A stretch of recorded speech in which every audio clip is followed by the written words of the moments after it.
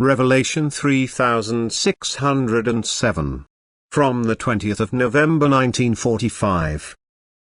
Right instruction of children. Will. The distance from God decreases as soon as the being voluntarily strives towards Him.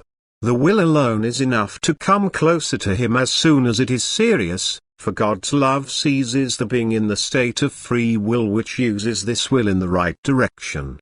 Strength flows to the being and it then also becomes active according to God's will. The human being who has a will turned towards God is lovingly active. God only requires the change of will in order to help him ascend. For God now showers the human being with His grace. He creates opportunities for his soul to mature, He gives him strength to work with love and is always helpfully at his side, always considering the human being's spiritual well-being, so that the soul will release itself from its last material cover. And therefore the human being's will has to be directed towards God from the beginning of his embodiment, so that his earthly life will be fully utilized and he can achieve the richest spiritual success. And therefore the human being must be given the knowledge of the highest and most perfect being to whom his will should turn. He must be instructed so that time is not lost until the human being has attained recognition of the eternal deity through his own reflection.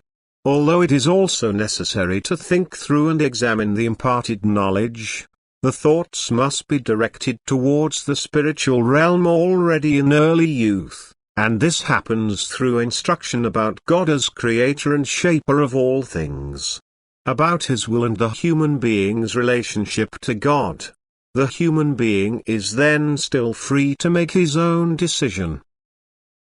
He can also give his will the right direction as a child. He can strive towards God and already be seized by God's love in his earliest youth, so that his upward development will proceed much more easily and he will possess greater strength of resistance in later life if the decision is required and he is to weigh up what is truth and what is error through his intellectual activity. The will that strives towards God also gives him the strength to make the right decision. It gives him the power of knowledge, for God's love will never let him go.